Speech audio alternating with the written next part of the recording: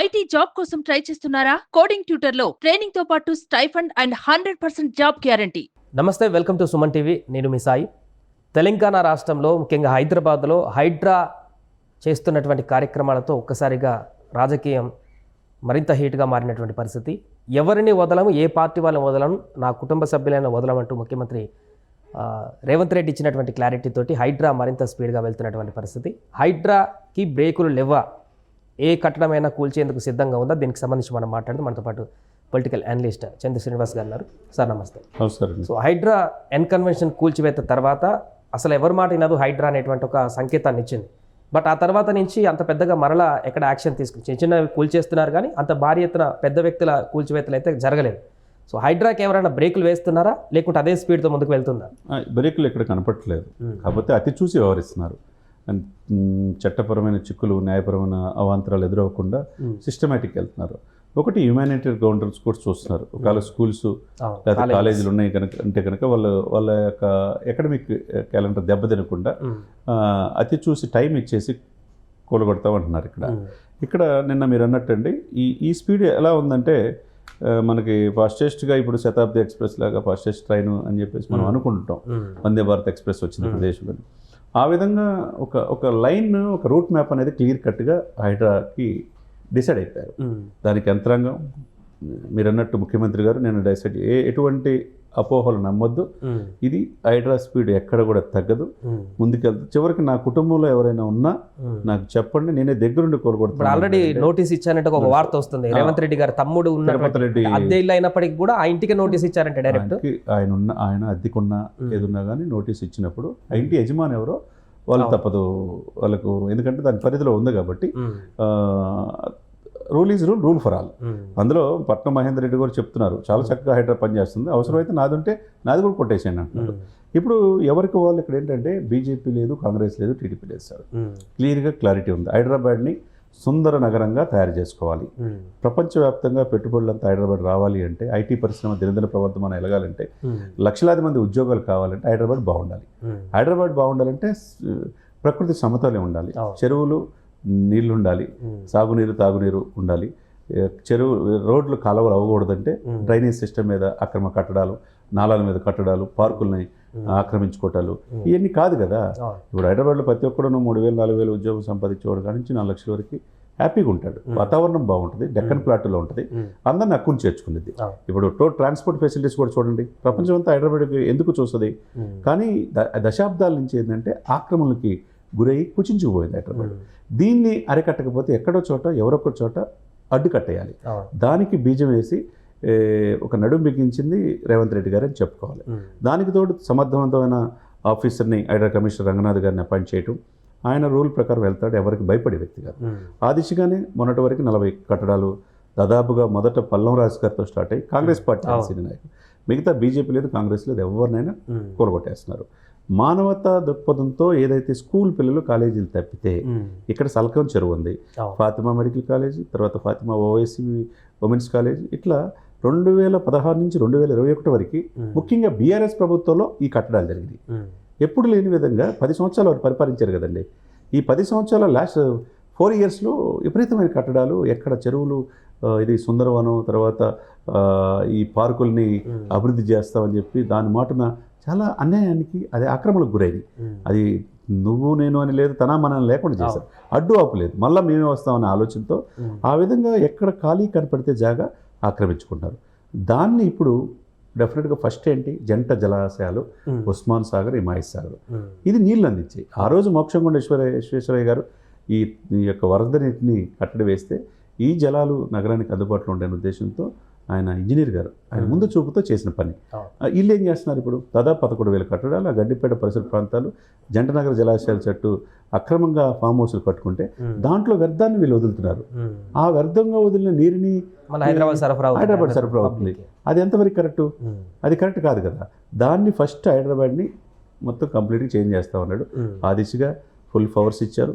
నిన్న కూడా 2-3 అమీన్పూర్ చెరువు కావచ్చు, ఇంకోటి చెరువులో కూడా రంగనాథ్ గారు పోయి సందర్శించి మార్కింగ్ చేస్తున్నారు. ఎక్కడ జన్వాడ ఫామ్ హౌస్ కేటీఆర్ గారిది అని చెప్పారు, దానికి కూడా అక్రమం గురైందని అది కూడా వదిలిపెట్టమంటున్నారు. ఎక్కడ చెరువుల్లో ఆక్రమిస్తే స్టెప్ బై స్టెప్ తీసుకుంటా ఉన్నారు. ఈ విధంగా చూసుకుంటే జంటనగర్ జలాశయాన్ని కాపాడుకోవటం, తర్వాత చెరువులను కాపాడుకోవటం, ఆక్రమణలు గురైన ఎక్కడికక్కడ వాళ్ళకి నోటీస్ ఇచ్చి పడగొట్టడం, వీటి విషయంలో హైదరాబాద్ పోలీస్ స్టేషన్స్లో కూడా రాబోతున్నాయి. ఫుల్ ఫోర్స్ ఎఫ్ఐఆర్ అక్కడే ఉండబోతుంది. తర్వాత దీన్ని ఇంకా outer ring road, inner ring road అవతల ఉన్న గ్రామాలను కూడా హైదరాబాద్ పరిధిలో తీసుకొస్తున్నారు. మీరు అన్నట్టు ఇప్పుడు ఫాతిమా కాలేజ్ కానీ, ఎంఎల్ఆర్ కానీ, పలరాజేశ్వరరెడ్డి యూనివర్సిటీ కానీ విద్యార్థుల కన్సర్న్ తీసుకొని దాన్ని కొంత హోల్డ్లో పెట్టినప్పటికీ కూడా జన్వాడది కూడా ఫామ్ హౌస్ దాంట్లోనే ఉంది, కబ్జాలో ఉందని చెప్పేసి నోటీసులు కూడా ఇచ్చినటువంటి సందర్భంలో దాని మీద ఎన్కన్వెన్షన్ మీద తీసుకున్నంత స్పీడ్గా దీని మీద ఎందుకు తీసుకోవట్లేదు? ఎందుకంటే ప్రైవేట్ ప్రాపర్టీయే కదా జన్వాడ కూడా ఈ రోజు రేపే డెఫినెట్గా చూడండి. ఈ 2 రోజులను Janwada farm house already irrigations కావచ్చు, తర్వాత మొత్తం అక్కడ ఉన్న అధికారులంతా 2 రోజుల నుంచి సర్వే చేస్తున్నారు. అది పూర్తిగా ఆక్రమణకు గురైంది, అది ఎఫ్టీఎల్ కావచ్చు బఫర్ జోన్లో ఉన్నదని చెప్పి తేలిపోయింది. డెఫినెట్గా అక్రమ గురైంది అన్నారు. డెఫినెట్గా ముఖ్యమంత్రి గారు ఆ విషయంలో ఎటువంటి ఉపేక్ష ఉండదు. ఈ 2 రోజుల్లోనే జన్వాడ ఫామ్ హౌస్ కూడా ఎంతవరకు అక్రమ గురైందో అంతవరకు కొట్టేస్తారు. ఆ తర్వాత మీరు అన్నట్టు కొంతమంది పేద పిల్లలు చదివిస్తున్నారు కాబట్టి ఆ హ్యుమానిటేరియన్ గ్రౌండ్స్లో మానవతా దృక్పథంతో ఆ పిల్లల చదువు ఇబ్బంది కలగకుండా కొద్ది టైం ఇచ్చేసేసి అది సల్కంచెర్లో ఆక్రమణ 70% అంటే 12 బిల్డింగ్లు వచ్చినాయి అక్కడ.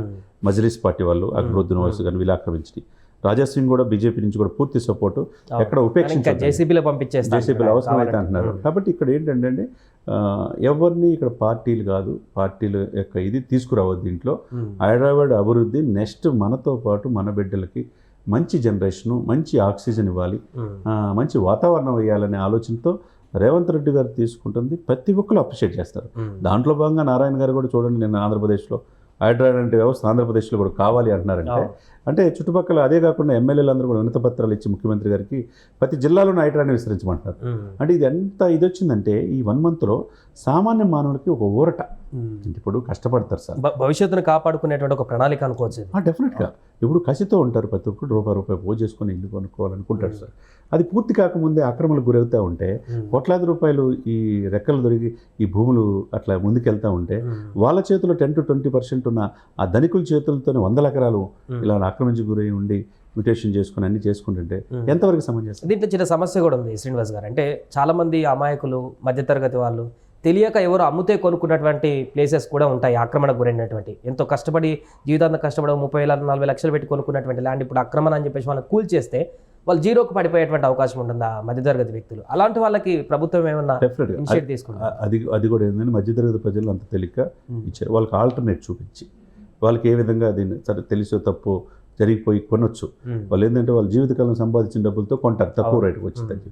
దాన్ని మాయ చేసి ఎట్లా అన్ని పర్మిషన్లు తీసుకొచ్చి వాళ్ళకి తెలియక కొంటారు. వాళ్ళకి ఏదో ఒకటి ఆల్టర్నేట్ ప్రభుత్వం చూపించిన తర్వాతే వాళ్ళు కొడతారని చెప్పి అంటున్నారు.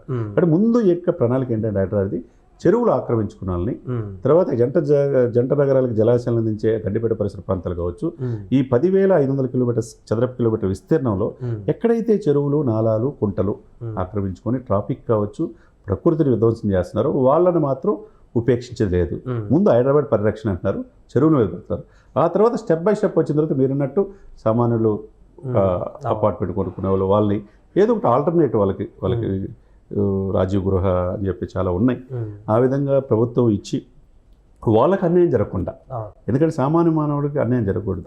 ఒక 10 to 20% కోసం ఈ నగరాన్ని వాళ్ళ చేతిలో గుప్పుల్లో ఉండి 100 ఎకరాలు 1000 ఎకరాలు తీసుకుని వెళ్ళి చివరికి రైతు బంధు కూడా 100 ఎకరాలకు కూడా రైతు బంధు వస్తూ ఉంటారు.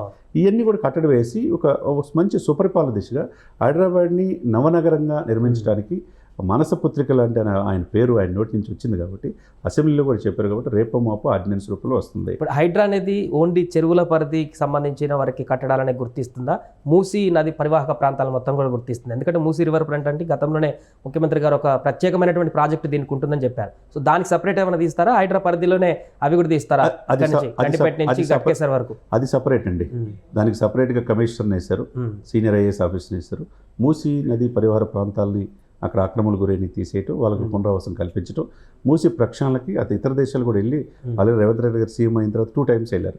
వెళ్ళిన తర్వాత ఎలా దీన్ని రివర్ ఫ్రంట్గా తీసుకురావాలి ఈ మూసి అని చెప్పేసి దానికి ప్రత్యేకంగా కోర్స్ ఉంది కాబట్టి దానికే హైడ్రానే కాబట్టి ఎవరి ఇది లిమిట్స్లో వాళ్ళు పనిచేసే ఇదిగా ముందుకెళ్తారు. Right sir.